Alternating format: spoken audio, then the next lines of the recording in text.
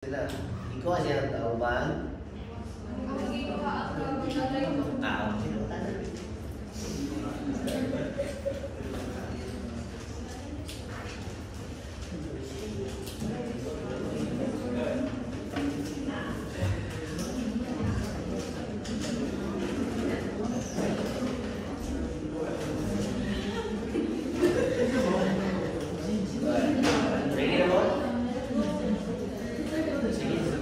Spread out. Saka kayo.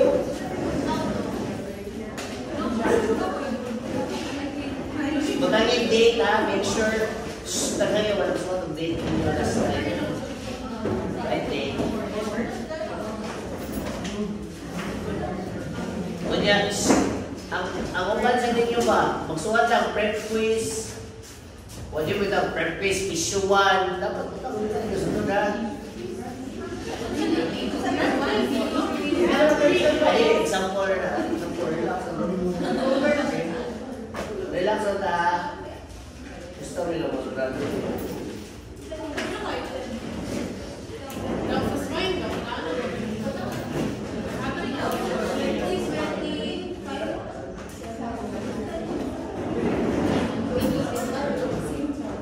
Why manilate ta kay abi nang kuwapay na kay wakating sa exam ilan yung wakatay quiz sa ginalang siguro ka kuwapa. Okay, so what?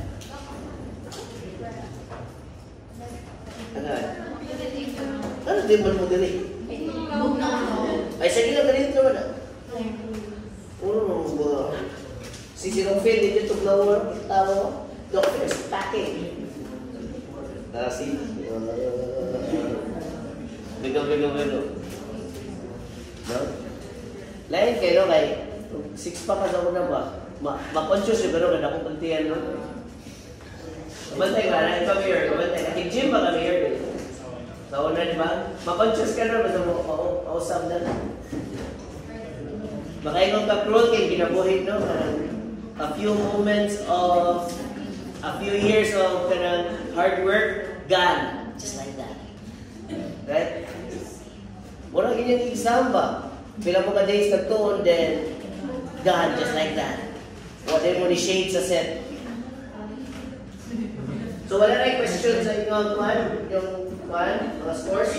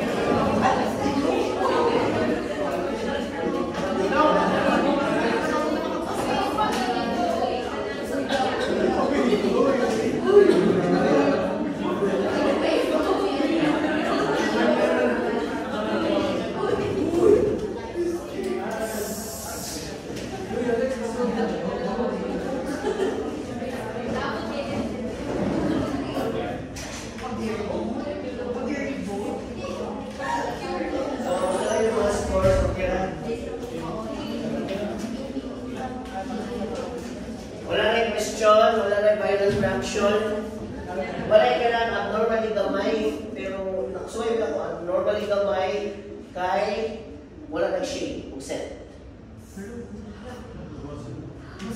Or possible sa nagamay yung score. Usually, kaya mga gagmay yan, like 7, 8, wala yung kailangan ng score.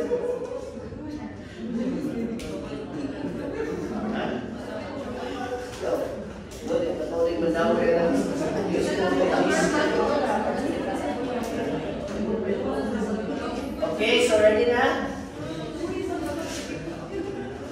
Wala pang kailangan ninyo ng scenario. Nagagmay yung score, ha? I don't judge, pero nakutana lang ko, ha? Okay. Sige, so number 1. So, everyone, pass na yung papers na naingatan na. So, wala yung quiz karon. So, pass na ito Philippines. Attendance na.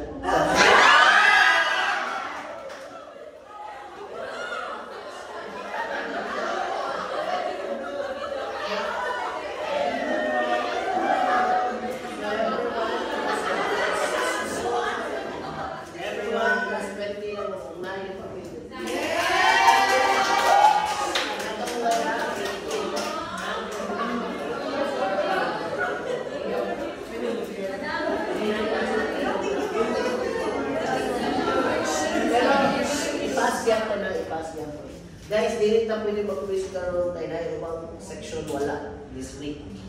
So, it would be unfair. Usap akong ratings. So, automatic na lang na 20 na lang na sila. Okay?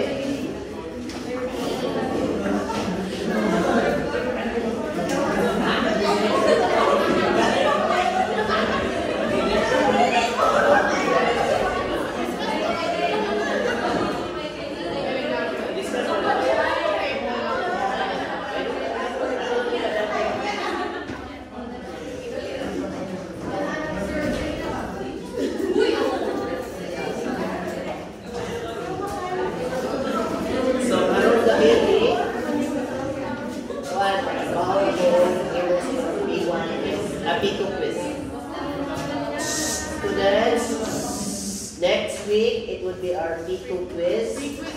Prep quiz na, no? Ha?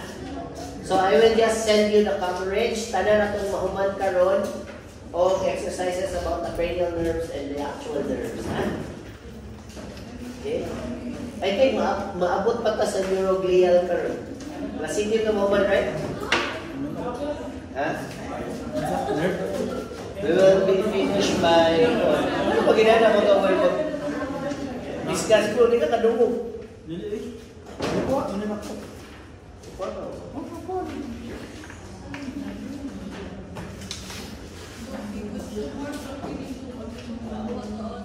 Ha?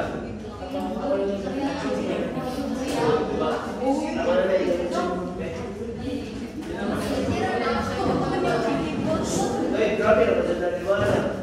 Hindi ko lang po doon, day na lang, day na lang. Very visible. What is it?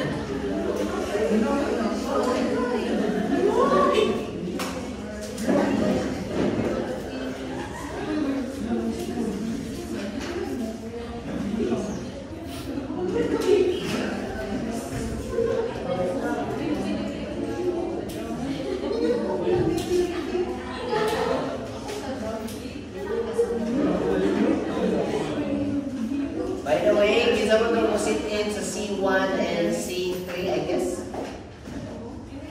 Ikaw rin sit-in dyan, sa mga klase. Ikaw rin mo sit-in sa mga klase. Asa mo sa motor?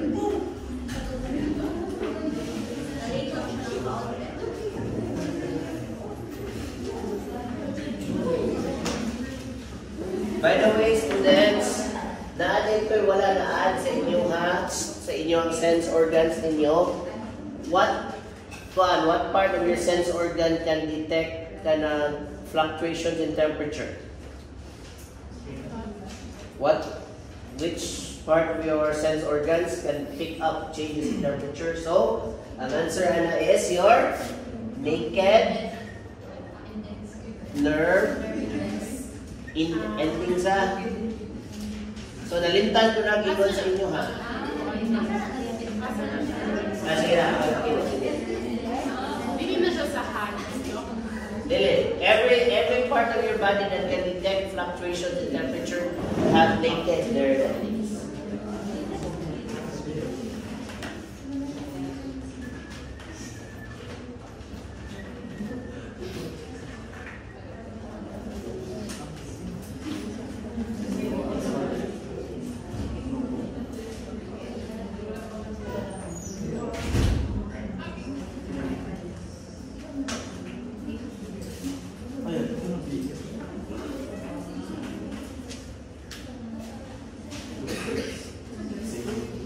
So, by the way, ikaw man sa atong laboratory, sa ato ang prep quiz, I will i-release na kumuta na next week ha, ipahuman sa ato ang per quiz. Because use that time to start answering your lab manual ha.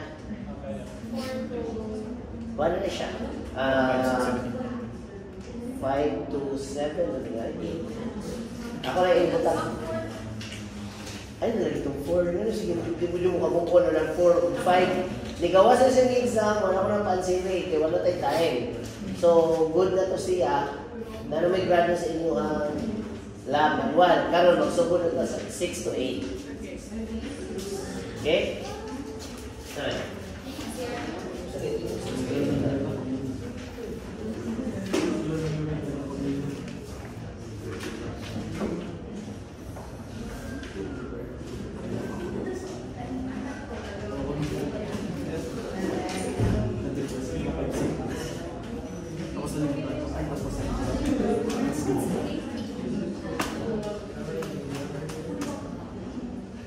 Either 6, 7, 8, and 9. Okay?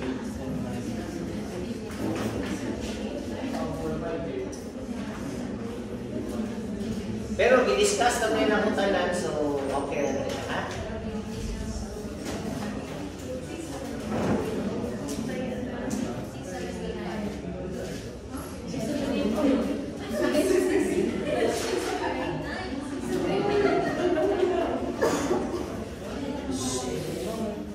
Okay.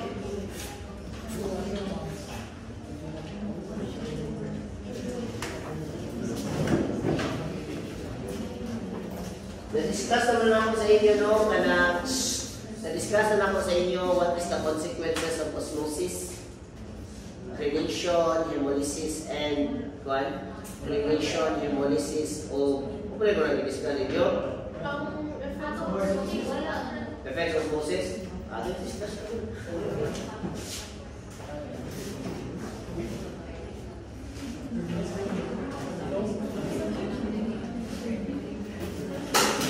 Iwasan lang sa tali before tumatun yung legal, okay?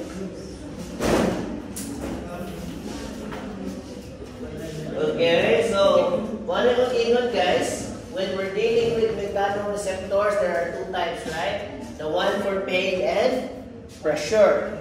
The third one is the one responsible for kanang temperature changes. So the one that picks that up are called your naked nerve endings. Okay? They feel hot and cold because they are naked. Yeah, that's true. Wala yung mnemonics.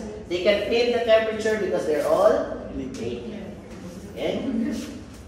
So another thing is thermoreceptors are still naked nerve endings. Then your electroreceptors are found in what animal? Sharks. Certain species of sharks can actually detect the action potential created by your muscles. Okay, so if ever gani mo subak ko, malunod ang part ko, doesn't matter what socks you wear. The sharks will find you and they will eat you. Just kidding. Okay? Diba kung auto-repel na shark? Yes, sumbago niyo. Matulog rin ang lipan. Sumbago rin ang nose daw. Okay? But sharks are curious creatures. They're very smart. So if they're not used to seeing humans na mag-float, they will leave you alone. Okay? Next, also for vision, what is the photosensitive part of your eyes? No. Photosensitive. Your retina. Very good. So your retina is also the nervous part of your eye. It's also the same part of your eye that can perform transduction. Meaning they can convert the light and convert it into electrical signals. Okay? In your retina, you have two types of structures. One is responsible for your black and white coloration. So those are your rods. Rods. So black and white. Squeaky. Next is you also have your cones. Your cones are responsible for color. So there are three types of cones in the human eye. So these are red, blue, and green. How about kung pigs? Pigs, kay? Blue, green na sa pigs, ha? How about for cats? Green. Everything is present in cats. For dogs? None. For dogs, wala sila. Okay? How about for cattle? For cattle. For cattle, same Japan. Okay? Rods and cones na sila. Okay? Although some people will tell you that rods and cones and they're able to see green. But wala pa rin approve. Okay? For cattle. Bantay mo na that cattle can differentiate from fresh grass and hay. So, it's because of the configuration of your eyes. What part of the eye? Specifically your retina. Retina. Okay? So, may pumunta sila. What part of your eye picks up light and makes it into electrical signals? It's your retina, not your pupils. Okay? What does the pupil do? The pupils are there to control the amount of light entering your lungs. Lungs naman. Ano lungs? Your eyes. Okay? How about for, what does your cornea do? Where is your cornea? Outermost. Kung sa ba yung mayroong gumata na? Yung cornea. Opening of the inner eye. So, without the proper cornea, the light will refuse to enter the retina. Okay? That is why, students, you could be blind and not know it because your retina, your cornea, your pupils could be fine, but there could be something wrong with your retina. Okay? So, example, diseases like your macular degeneration where your retina will degenerate. Your eyes are fine, but you cannot anymore see, unfortunately. Okay, so kasana na. Gusto mo mga black. Black. Kuan? Yeah, black. But it's not going to become black right away. Blurry na siya. Black na tayo. Yeah, sana, right? So, any questions so far? Asa kita last the end? Graded. Okay. So, graded. So, na siya grade. So, may pasing potential. They grade.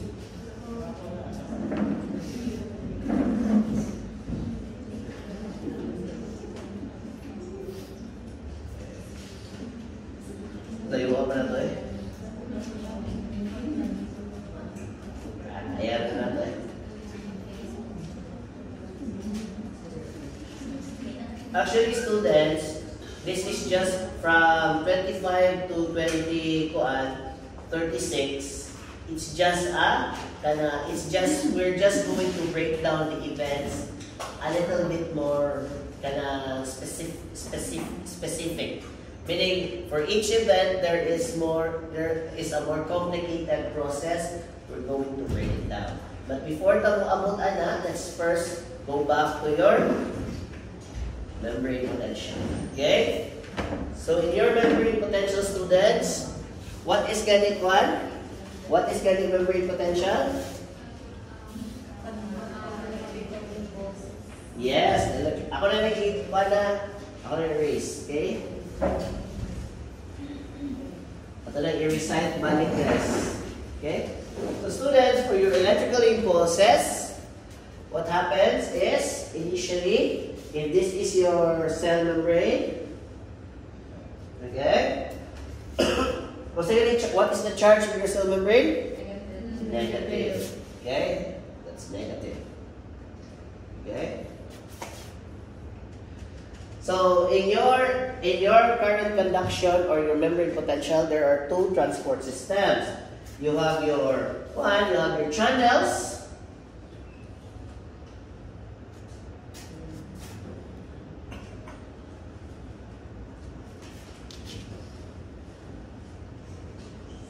Okay, you have your channels and your pumps. Okay, pumps is just like that.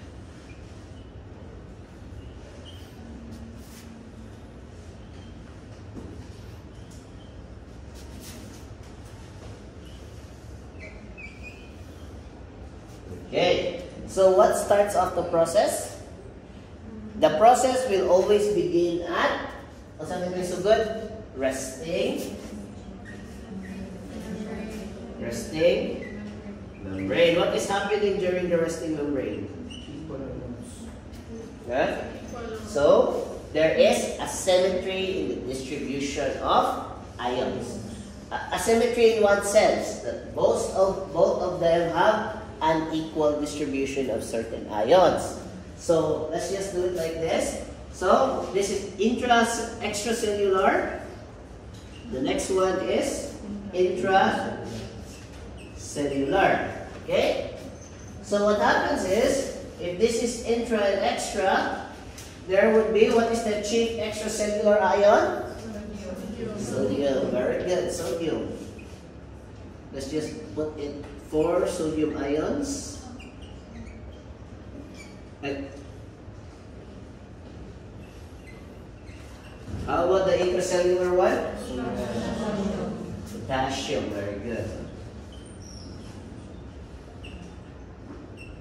So, the thing always starts in resting membrane. Okay? Students, although in general, these things happens very fast. But when you realize that the process is actually, if you really slow it down to the most minute time, it is actually very gradual. Meaning, it doesn't suddenly happen overnight. Or it doesn't happen suddenly. It is a gradual process. Okay? So what starts that one? What starts this process? The formation of a ligand. So what ligand are we talking about? How is that ligand formed? When the receptors touch the messenger. What is the messenger we're talking about? Neurotransmitter. So when the ligand is formed, a combination of both the neurotransmitter and the receptors, there is a change in the permeability of this cell membrane. So once that happens, students, normally your channels are closed, right? Your channels are closed, right? Channels are closed, but it is asymmetric, right? Channels are closed, but they are asymmetric. So what happens, Doc, if the channels will open because of the formation of a ligand? So, it is already open. Because under the law of diffusion, the ions tend to move from an area of higher concentration to an area of lesser concentration, and vice versa. Higher concentration and lesser concentration. That is simple diffusion. Right? Simple diffusion. Does it use ATP? No, it doesn't use ATP. Because it's just simple diffusion. So once the channels are open, some of this potassium will try to move into this area here. Some of the sodium will move into this area here. Right? Because the channels are open. The movement of this, imagine lang, the movement of these ions, the positive charge will attract the negative charge in the cell membrane, causing the movement of electrons. Once the electrons are moving, that is what causes your electrical current to happen.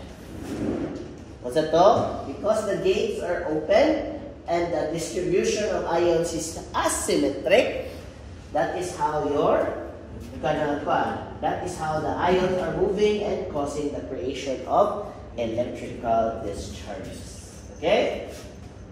So that process is called, once the electrical process is activated, what do you call that? That is called your action potential. Meaning, there is a rapid turnover of ions in the area. Okay? After that, when does the process stop? Very good. The process will stop when the distribution of ions has already become equal. That period is called the refractory period. Okay. So, once ganito asymmetric na siya, it will become refractory period. Okay? What is happening in the refractory period? No more electricity is created because the ions are already symmetric. Okay?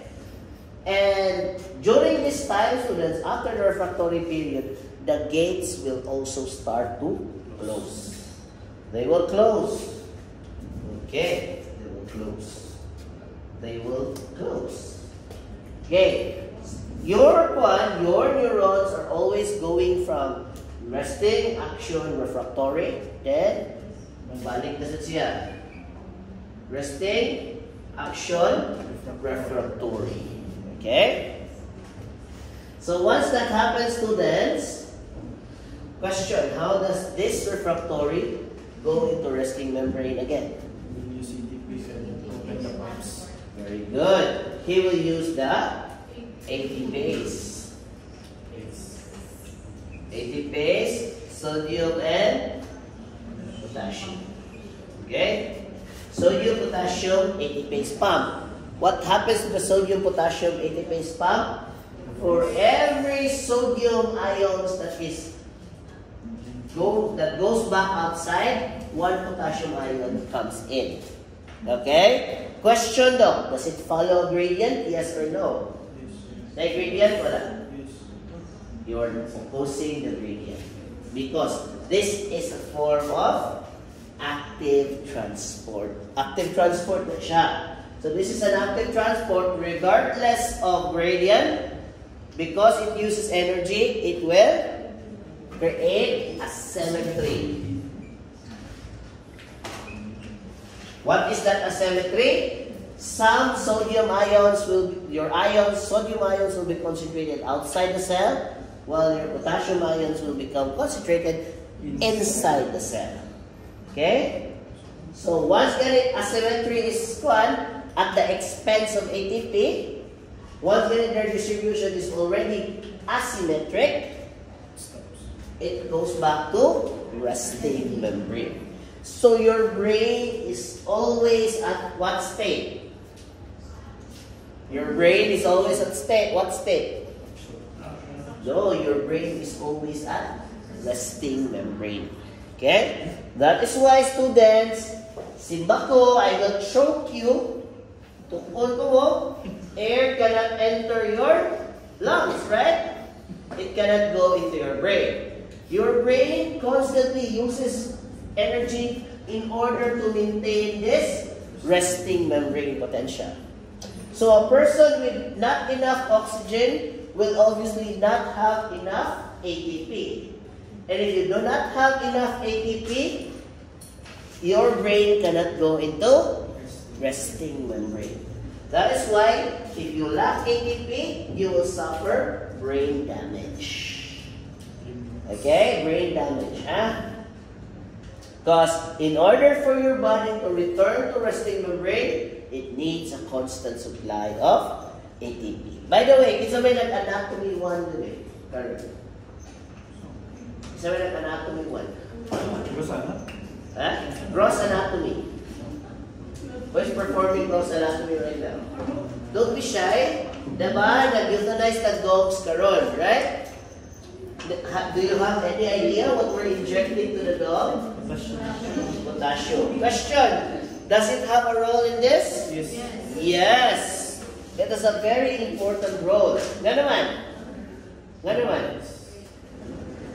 Students, your muscles and your neurons are the same, right? Because of this property, excitability, and the ability to create electrical discharges. Your heart relies on that electrical discharges. Okay? The only problem is, if you give an animal a dose of potassium, there will be no more symmetry. There will be no asymmetry. Meaning, all of its neurons will go into a state of refractory period. Why? Because if you inject potassium, potassium will increase in this area. Okay? So what will be the movement of potassium? The potassium will instead go into the cell. Right? Because of that, there is no exchange between sodium and potassium. It's all the potassium going inside the cell. So, no membrane potential is created. Okay? It should always be that potassium should be less outside compared to that of potassium inside. Did you follow? Follow that? Okay, so today we'll be talking about graded potential. So where should I put graded potential in these three processes? So, graded potential, students, actually plays a role in between resting and action potential. So graded is before action potential but after resting membrane. Okay? So what is graded potential? A neuron receives hundreds of inputs from other neurons primarily via the axodendritic and axosomatic. When you say axodendritic, an axon will touch a dendritic. Right. When you say axosomatic, the axon will touch the soma. Do you know what soma is? Soma, not stoma, ha? Soma means body. That is why your growth hormone is also called somatotropic hormone or a body growing hormone. Okay? So, in response, neurotransmitters from the presynaptic neuron, brief local changes in the postsynaptic membranes are generated in each synaptic site. This local membrane potential is referred to as graded potential. Okay? So, Doc, in the grand scheme of things, when does graded potential happen? So, students, like I said, the process is very gradual. Okay? Once getting the neurotransmitter is released, there will be small, minute changes in the cell membrane. It's not going to be like one and everything changes. No. It is the gradual change in the electrical charge. So there will be a build-up of electrical charges and ions and neurotransmitters during the graded potential. Is it action potential? No. No. It's too weak to become an action potential, but the process has already started that you cannot say it's also resting membrane. Meaning, example, in order to create an action potential, you need to exchange 5 potassium versus 5 sodium. What if, Doc, I only exchange 1? I already exchanged 1. So, 1 potassium, that is considered graded potential. Okay? What if, Doc, suddenly 5 potassium came in and came out, then 5 sodium ions came in? That is already action potential. Okay, did you follow?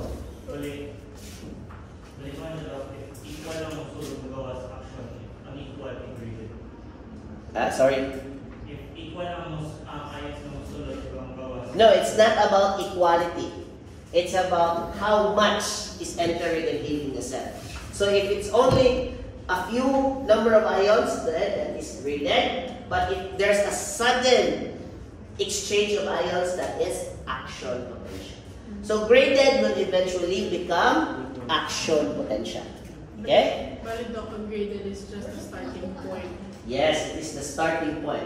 There should be accumulation of changes before action potential will happen. Okay? Huh? Hindi na, relax lang. Ano sa? Graded potential, yes, that is where threshold happens. Okay? Because students, once getting the neurotransmitter is released, that process is very gradual. All these things will not open right away. Right? So, example, think of it this way. If the neurotransmitter is activated here, there is a channel here. Okay, there's a channel here. Once getting an ion of potassium or an ion of sodium enter this channel here, there is a current created, right? Just think of it this way. Gradient potential is, once there's a current passing on here, that current will go to the next channel. And it will open that channel. So once this channel is open, there will be a current that is generated, and it will pass on to the next channel until all the channels are open and action potential will happen. So rated the Okay? potential is domino effect. Yes, mura siya domino effect.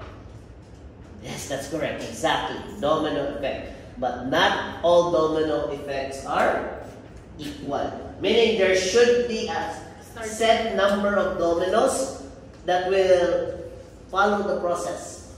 Not necessarily that once game of domino effect na automatic action potential. Okay? The amount of charges needed to create the action potential is what you call the threshold. Threshold.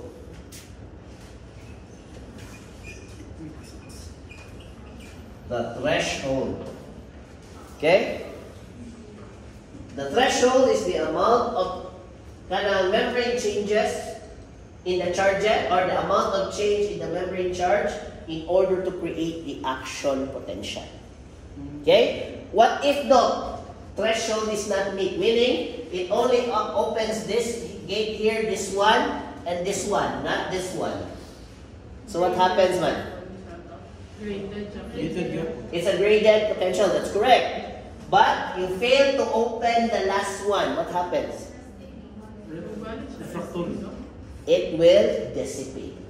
Mawa ni siya. The whole thing will be gone. Ihiwi ang domino. Yes, mawala ang action. It will not become an action potential. It is just gradient potential and it will dissipate. The word is dissipate. Mawala lang siya. What happens to the ions though? They are captured by the resting membrane and returned outside. Okay? So, that is why you need to open all the gates so that there will be a rapid influx causing action potential. Okay, what if though? I only open 2 of the gates. Threshold is not achieved, so it will dissipate. Mawala lang siya. Okay? Did you follow so far? Yes, no. So, because students, the way magod the cell, the axodendritic and axosomatic parts, they do not cover the whole cell. So, example, if this is one cell,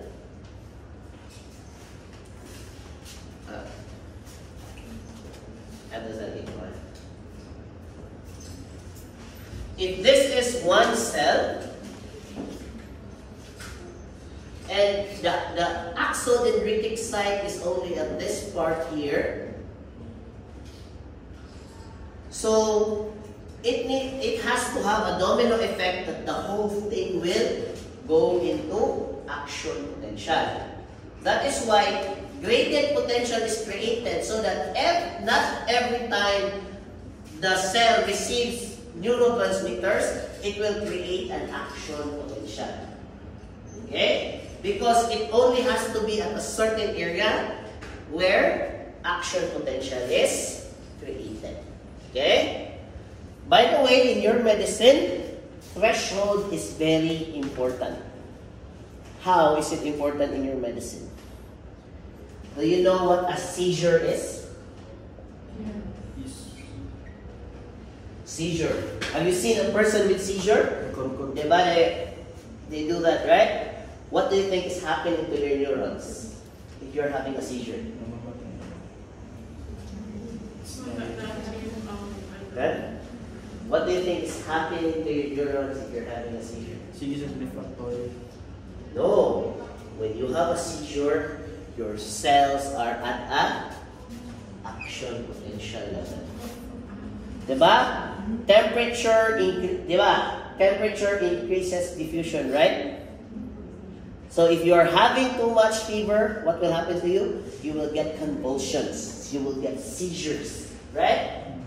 A seizure is because of a overproduction of action potential. Okay? Why is overproduction of action potentials present? Because there is a reduction in threshold. There is a reduction in threshold. Bali, reduction of threshold here if ang If action magkasakit. potential mo is So, students, what will happen if there's reduction of threshold? So, example, in a certain cell, it requires opening 5 channels. A normal cell needs to have 5 open channels in order to create action potential. But when your threshold is reduced, it only takes 2 channels. Meaning, it takes less graded potential to create an action potential. Okay? So what is happening to your cell membrane? It is actually unstable when your threshold is decreased. Meaning, a little fire from a certain cell will set off a action potential. And too much action potential is bad because that is how you get the seizure state. Mag-seizure ka. Ganaan ka. Okay? So, that is bad. In your pharmacology, you are taught how to extend the threshold. So, example, if maghatag ko benzodiazepine in order to increase the threshold or pentobarbital in order to increase the threshold of my brain, so it would take at least 5 to 10 pumps or channels in order to cause an action potential. So it would be difficult for the neuron to create action potential. Therefore, my seizure will stop. Okay, did you follow? Okay, how about people at the back? Do we okay with that? Okay, so that is graded potential. Okay, so there is minute changes that open individual gates, and once getting the individual gates have been open, that is where the action potential will happen. Okay? So these local membrane potentials are referred to as graded potential. As their amplitude is directly proportional to the intensity of the stimulus applied, each synaptic site generates graded potential so that thousands of graded potentials occurs at cell bodies and dendrites. So, normally students, your neurons are constantly being stimulated by their adjacent neurons. But not all of us will have a seizure because it takes the graded potential in order to create an action potential. Meaning there should be a certain level or intensity of stimulus in order to create your graded potential. Okay? What if mudaig ang imuhang threshold? There's a chance that you might have seizure or too much action potential. Okay? Any questions so far? Two. That seizure. the seizure. Okay? Any questions? The same sa concept ko sa kanang sa nagalingan disease kanang magkurog-kurog siya pero dili siya siya. Lain sa na siya. Those are caused by Parkinson's. Okay, so Parkinson's is the exact opposite because it's mostly caused by demyelinization of the neurons. Later na lang, ha? Okay? Any questions? By the way, when you talk about the neuron as a physical cell or structure, the graded potential is produced in the axon hillock. The axon hillock is the one that connects the body of the neuron. By the way, your neuron is divided into 2 parts. You have your axon and your dendrites. The dendrites are the receiving part, and the axon is the long one, right? Accept the information. These axons, always remember axon away. So they send information away from the body or the soma. Okay? So, delineate two. There are three parts of the neuron. First is the soma. The soma is the body of the neuron. The body, right? Where the nucleus is found, the organelles are found. The neurons have unique projections that are designed to receive neurotransmitters, and those are called your dendrites. Okay? Next, it also has an elongated area where it can send signals to other neurons, and that is called your axon. In some books, they also call it as a processes or process. Muna yan ang axon or process. Okay? So, they use process, it's a verb, right? You can also use it as a noun. The process refers to the axon, or the cellular process refers to the axon of the cell in question. Do you follow? Follow mo? Then, Doc, where is the axon hillock? Where is it? Nasa Between. So, the axon hillock is where the stoma or the soma of the cell meets with its axonal process. Ganito eh. In between that is called your axon hillock. And that is where graded potential is created. Okay? Meaning, all the signals that is received by the cell goes into the axon hillock. And if enough graded potential happens, there is the formation of membrane potential. Okay? So, action hillock is where graded potentials are integrated to generate action potential. In unipolar or bipolar neurons, the trigger zone is at the terminal area of the neuronal process. So, the neuronal process also refers to the axon. Okay? That is equivalent to a dendrite. The trigger zone is the most sensitive to depolarization. By the way, students, in neurophysiology, depolarization means depolarization. So depolarization means action potential. Okay? So when they say a cell has depolarized, the cell has to underwent action potential. Okay? It's the most sensitive depolarization action to local currents and is a crucial region of neurons that generate action potential in response to incoming graded potential. Okay? So ready na mo bubalhin ka sa neuron? 5 minutes. 1 minute? 5. So, students, picture out na ninyo what happens to the neuron during graded potential. So, students, your neurons will receive neurotransmitters in its dendrites, right? Dendrites. Because there are more dendrites than there are axonal processes, your neurons are constantly receiving lots of dendrites from their adjacent cells. Okay? What does the neuron do? The neuron will gather all the graded potential and make it into one action potential. Okay? So, if the amount of graded potential needed to create an action potential is called threshold. So, meaning, the neuron needs to receive enough graded potential so that it can surpass its threshold. And once the threshold is achieved, action potential will happen. So, ideally, students, once the threshold is received, there is still a 50-50% chance of generating action potential. Meaning there's only 50% chance of generating action potential. Did you follow? Follow mo? Amo dire. Follow ra? Follow ra. Okay. So going back, so graded potential is that allows the creation of action potential. Okay?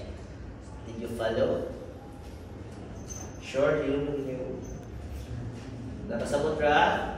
Ikaw sa likod, nakasabot. You follow. So always remember ang graded threshold. Then there's a 50% chance that action potential is generated after threshold is achieved. Okay? Now, why is it so against action potential? Because like I said, not all action potentials are good. If you keep creating a lot of action potentials, you might generate seizures. Wait lang daw. Ang graded daw, bale, graded, kailangan niya ma-achieve ang threshold para mag-create action potential. Yes. So, bale, ang sa resting membrane, wala dyan na sila nag-happen. Yes. Resting membrane. You cannot also go to graded if there is no resting membrane. Why? Refractory cannot go directly to graded. Okay? I will discuss refractory period later. Okay? Did you follow? So graded potential, resting membrane, then there will be minute changes in the neurotransmitters from the dendrites. Then all those negative charges will gather and reach threshold. Once threshold is achieved, 50% chance of generating action potential. 50%. 50% potential. Okay? Even when you action potential is 50%, diba? It's one with neurons, so that means it's 50% chance ma-remember na ako na. Ayaw. Dapat 100. Dapat 100. Mga na, ang mental block mo, masabi ginaingon ni Doc Phil, mag-exam. Ayaw na mag-study. Ayaw na mo pag-study during exam. Ano man, you keep studying during the exam, your brain goes to a state of refractory period. Okay? What Doc Phil needs you to be in, your brain needs to be in a state of resting membrane. So the moment you accumulate all the questions, you read the questions, you can get action potential. Diba? Your effector will like... Diba? That's it. It's basic neurochemistry. That if you study a lot before, the night before, your brain goes into refractory period. Kabantay wala, magtulala mo after exam? Oh, really? Everybody experienced that. Kung lisod yung exam, like, yes. Actually, guys, that's actually your brain going into refractory period. You might say, Doc, this is just a matter of cells. But if a lot of cells go into refractory period, mo lang ito diba? So, mo na akong reason that you should always rest before an exam. Okay? Cramming does not work. Okay? Ang ako sa nabandayan nun, if you cram for something, you won't remember anything. Kontra kayo ng mag-cramming because mauna silang makapasar tuod sa kaning mga quizzes, exams, pero gabot sa RBE, yabo. Kay, if you cram, you're studying to pass, you're not studying to learn. And the exams in Southway is designed to benefit learners, not crammers, unfortunately. Okay? So, pag po na si Kuana, ayaw dyan mo pag-cram, ha? Okay? Akong technique sa una, napay isang pisyo. So, mag-tour akong 3 hours after the discussion, then let's call it a day. Then, mag-tour sa Kuana the next day. So, meaning, maka-remember, kung balik-balik po man akong tuon. Diba? So, kamusta na? Balik-balik ka sa tuon. If you can outsmart Doc Phil, you can always outlast him. Right? So, example, si Doc Phil, maghimong exam, only reads the thing once. Then, you will read it 6 times na. Ay, kuha nga ng kama si Doc Phil. So, you will obviously you will have the edge in every training. Okay? By the way, nagabasa mo ba kung mga estudyante ko? Hindi na. Really? Basta sa top. How long do you read before mo drift ang inyong mind? 5 5 5 minutes. So meaning you have an attention span of a Goldfish. goldfish. Okay? So, muna akong gigon. It's something that you have to build up gradually. So, be comfortable in an area na sige lang mag-study. Okay, nag-doctor man ta. Even doctor has to study. Kamu pa ka. Right? Okay? So, graded potentials, listen, reaching the trigger zone must be strong enough to depolarize the membrane known to the level known as the threshold potential. Meaning, the changes should be strong enough to open all the gates, and that is called threshold potential. Once the sum of graded potential exceeds the threshold, the trigger zone triggers action potentials that propagate along the axon. If the depolarization does not reach threshold, an action potential is not generated and graded potential will decay. Sabi na mo decay, mo itong ingon mo dissipate or mo decay. Okay? So, these are your example of your graded potential. Okay? Once getting enough of exchange of ions, there will be an action potential. So, this is the graded potential. So, graded potential, sodium ions entering the cell move away from the channels attracted to the negative charge along the surface. Extracellular ions move along the surface or membrane toward the channel to replace those that have entered. Movement of positive charges along the inner and surface membrane is what generates the local current. Okay. So, any questions so far? Ba't ito pabalik sa local current? Ang local current is the one that moves from this area to this area. Okay? Until all the channels are open, then a stable current is created. Local current is under graded. This one. Yes, graded. Graded. Yes. Okay, but it's all about kuana. There's just a specific type of movement in between ions. Okay, so di na lang tanan nato kay i-discuss ha. What we know is that during graded potential, there is minute changes in the ions. Okay, so the local current is the one that moves this ion here to this part here until it reaches everything. Threshold is achieved, action potential is generated. Okay, so action potential.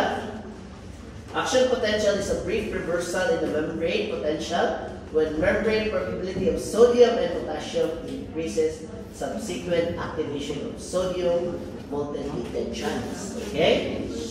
Then, so the hallmark of action potential is that there should be ideal levels of permeability between the sodium and potassium channels. Kung sabi pasabot na daw, meaning the permeability increases to a point that there is constant exchange of sodium and potassium ions. Okay? The membrane potential of sufficient number of voltage channels open in generating action potential is called threshold potential. To generate an action potential, the EPS generated at the cell body and dendrites must be large enough to depolarize the trigger zone. Asa ang trigger zone makitan? It's a form of graded potential in the axon highlight. Okay? Meaning, if this is a neuron, enough membrane potential should be created so that the axon hillock is triggered. Once it triggers, by the way, where does the action potential travel? So always remember, students, your action potential is generated in the soma. It's generated in the soma and the dendrites. Once the threshold is reached, action potential will travel through the length of the axon. And once it's created, what happens? What's this structure here? The axon terminal. What is the axon terminal? What happens to the axon terminal once action potential is generated?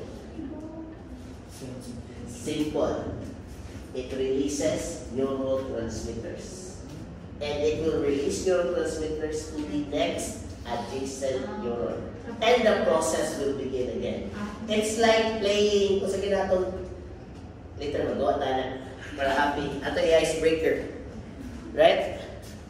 Ato yung icebreaker. Ha? Ano na lang? Balik of the action potential happens in the dendrites.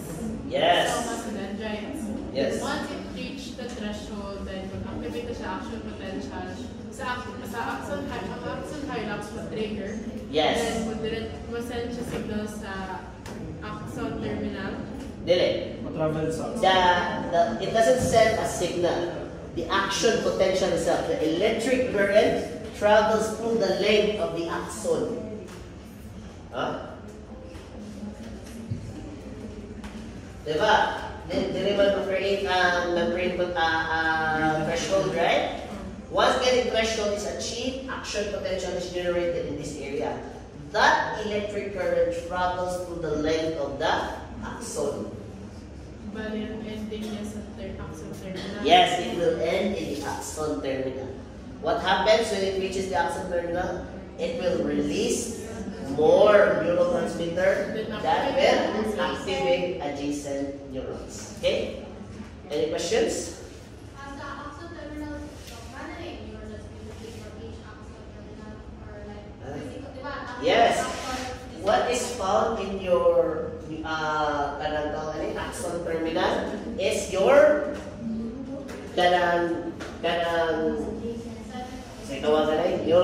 vesicle na terminal. Synaptic vesicles. Your synaptic vesicles are found here. Once it is activated, once it travel the action potential to the rest of the axon terminal, those synaptic vesicles will release neurotransmitter. I-accept naman siya. Huh? I-accept to, di ba? Pag once na release ang neurotransmitter, i-accept siya sa Receptor. Yes, it will send signals to the adjacent neurons. Okay? Then again, Then again, side. kuya. Again and again. That's how your neurons communicate with each other. That is why if there is a form of disruption, example, makutan ng ATP, automatic you will black out yun lang.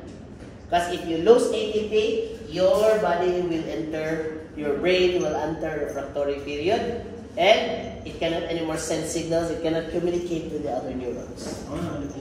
Okay. That is why if you're, unfortunately, if you die 5 minutes after without oxygen, you're brain dead. Okay, yes. Release the neurotransmitter, then I open like one the red like that, but then I open to like kung saan ay like mawa sila or balik sila sa No. Once enough of the neurotransmitter is released, they often land into two parts. Either they land on the dendrites of their adjacent cells, or they land on the soma of their adjacent cell. Okay, they are positioned man jud na. Once neurotransmitters are released, they are released to the other cells in the body. Okay? Do you follow? Very good. So, any questions so far? Nakapit na ito mo man. Okay? Ha? Ikaw wa, magkaroon mo niya, Gwen? Ano ba? Nag-J ka wa? Agad stop ko. Sakit lang ako. Okay. Okay, so vamos na sa likod. Did you follow? Too much action. Ikaw, Miss Nagmas, silent lagi ka. Did you follow? Okay ra? Kani si smiling kayo? Si ingana din niya. Did you follow? Si Alexa na siya. Si Alexa. Sige. Atagan mo chance karon sakto ra. By the time mag-pito exam ka, dapat master na do. We still have 3 weeks to go. Huh? 3 weeks para ma-master ng mga pa. Diba? Next week ay karon na week, right? Then next week ay prep quiz. Oh, mapaway pa ba tao? Dapat ba tayo kanang refractory ko no hay. Diba? Then ika-ana na week ay kuan na yun. Kanang exam na exam na.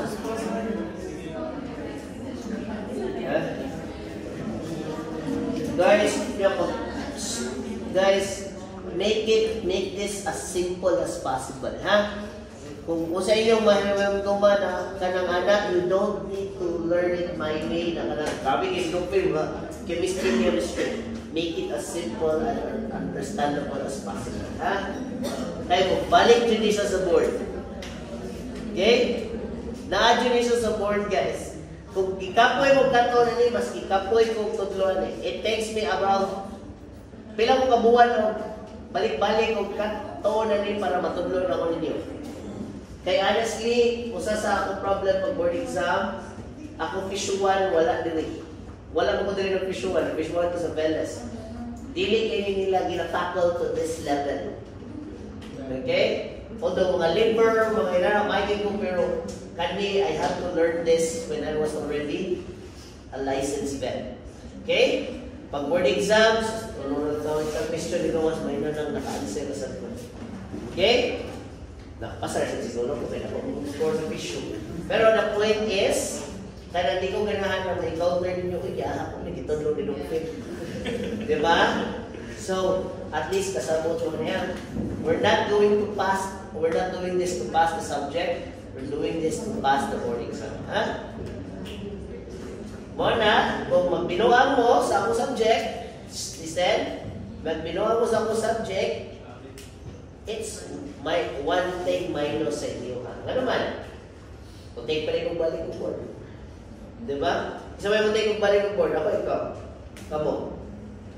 Kamo. So, kamo, ang tumutake sa board. So, yung magbinuang mo, ako, kansi mo.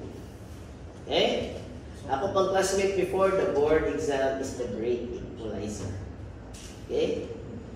So, first time, pasar ka sa board exam mo. Ako ang corned beef niya ha, kung makapasar sa board exam. Kaya dapat natagan na yung corned beef na mahal na itong lipi ha.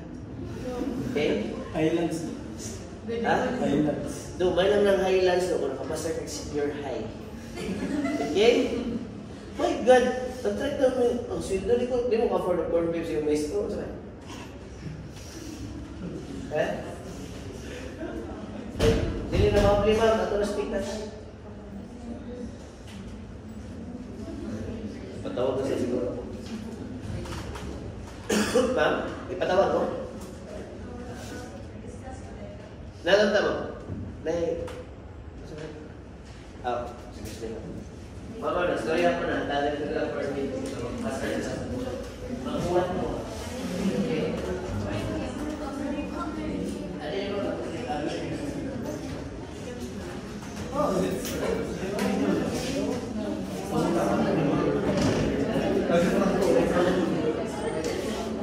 Guys, breaks ako kayo ng